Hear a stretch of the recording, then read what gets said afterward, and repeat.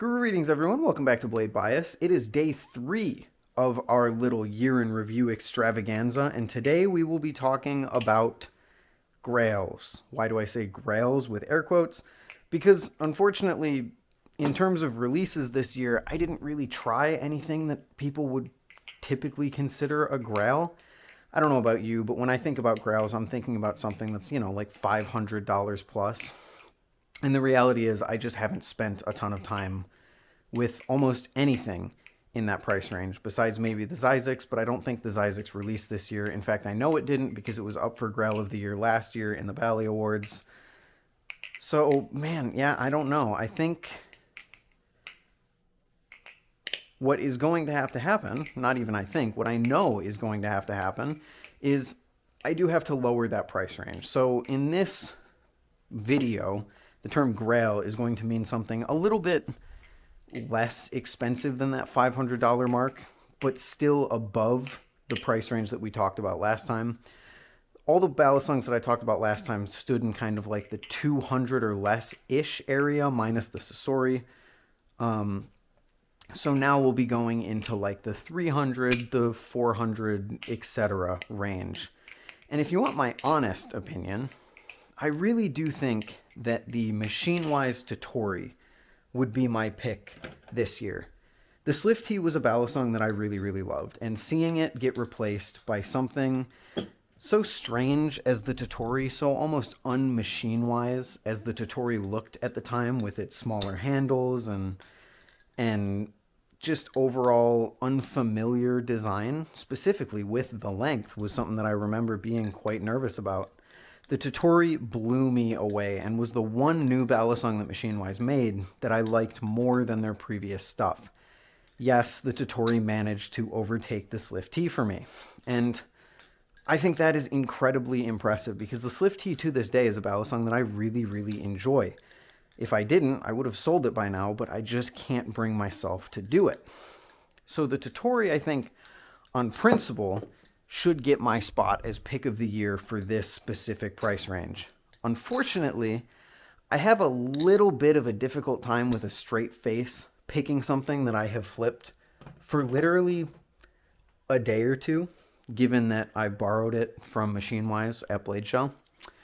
So with that in mind, my close second, and what I will actually be saying is my favorite grail of the year, is the Thomas Balisong Astra. And don't get me wrong, while I do like the Totori more, the Astra is a very close second. This thing impressed me in a way that I can't really say I was expecting to be impressed. When Thomas reached out and asked if I wanted to try one out, my immediate thought was, I'll try it out. People are probably interested in it. I'll make a quick video on it, and then it will probably kind of just sit in my collection. It'll be kind of meh, and we'll all go from there. Kind of like the Aragon was for me, honestly, where I got that thing. It was cool, but it wasn't really something that stuck with me and wasn't really anything that I returned to. I kind of thought the Astra would be the same way.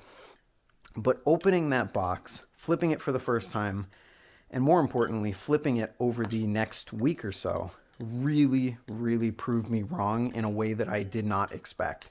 And ever since that video, ever since those videos that I made on it, it has sat here, right next to me, at my desk, at all times.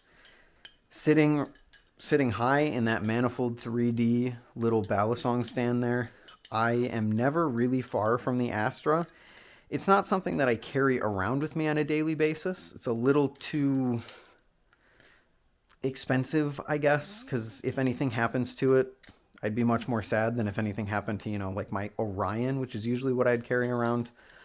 But this thing has been absolutely stellar and really my go-to flipper when I'm home wanting to learn something. I've kind of found myself, and while in no way, this is kind of crazy to say, but in no way would I say that it's better than the Prisma Pro, but it's kind of been filling the spot that the Prisma Pro did for me way back in the day. It's just the thing that's on my desk that I see and I want to pick up and I want to flip. Because almost everything about this is something that I really, really enjoy.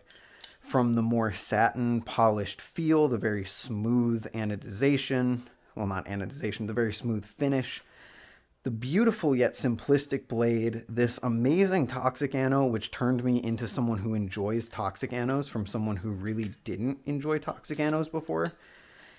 And probably my biggest and most favorite thing about this is this octagonal kind of structure that it has. It's very similar to the Orion, where it has enough of those chamfers that make it feel round without it actually being a round balisong, because round balisongs can be difficult to ladder. And while this is a little bit more difficult to ladder because the jimping is, well, less than adequate, especially compared to what I consider to be my favorite jimping of the year, the Baikal, also from Thomas Balisong. It was really disappointing to see almost tsunami-style jimping on this balisong. Because, I mean, man, if it had Baikal-style jimping somehow, this thing would be almost unstoppable for me in terms of my pick for kind of that price range this year. This thing has just impressed me so much. It's so round feeling that it can fan and choker fan with the best of them, but it's not so round that you kind of lose it when you're doing other tricks behind the 8 balls, ladders. You kind of lose like what orientation you're on, although that does still happen. That's kind of the nature. As a balisong gets more round, you kind of lose what side of the face you actually want to be on when you're trying to do things like ladders and behind the 8 balls and stuff like that. But man, I really just can't overstate how much I expected to just kind of feel mediocre about the Astra compared to how much I just absolutely adore it now. It has this kind of beautiful feeling. I wouldn't call it neutral because it does feel heavy like a handle bias balisong would, but while being extremely sticky on 0Gs and rollovers, specifically this little combo that I like to do into the Giraffe, it does not lose any performance whatsoever when you go to fan it. So it kind of feels handle biased because of the kind of heavier handle feeling of it.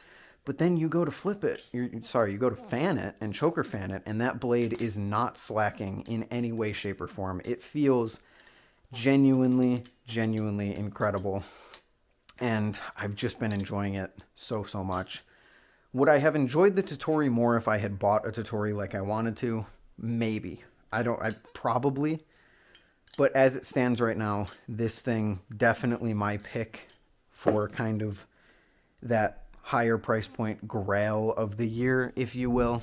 It is a really solid contender and something that I'll be going back to for hopefully many months to come in my collection. I don't really see myself getting bored of this, at least anytime soon. So Thomas did an absolutely great job on this. Serum Velocity as well. This is a collab. I guess I should have mentioned that at this point. It's also a collab with Serum Velocity. They did a great job designing this thing. It's just a fun, solid, well-made flipper for a pretty good price. I think it retails for about $350 US, which honestly, for what you're getting, while there are, I think, better value options out there, like something like the Superfly, I definitely think this is going to beat something like the Titanium Kraken for me personally. So, yeah, it's just been a ton of fun. It's another one of those kind of... It's a balisong that I totally wouldn't enjoy as much if it wasn't as round, because it has a little bit more of that kind of handle-biased sluggishness that I don't like. But yet, despite feeling that, it still feels agile and active, and it's really something special. So this is definitely my pick for that kind of range.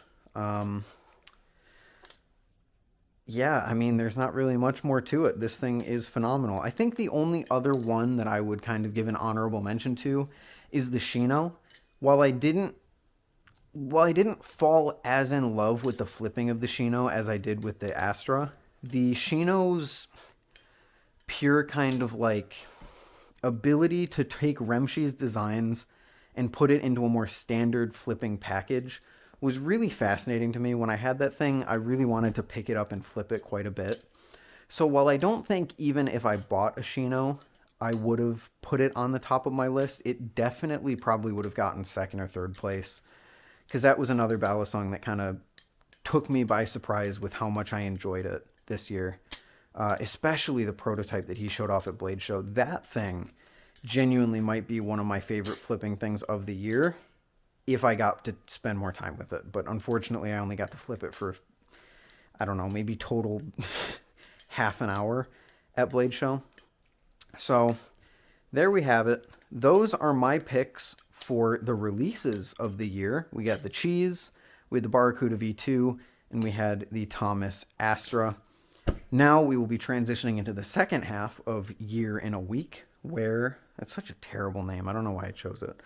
We'll be taking a look at the things that I added to my collection that didn't necessarily release this year that I've been flipping the most. I mean, some of them did release this year, but some of them didn't. So we'll be getting into that. Thank you all for your support as usual. I appreciate it. And the countdown to Crim Bass continues. I hope you guys have an amazing week. Keep flipping. Keep flipping. Where did that even come from? That's what I usually say at the end of my streams.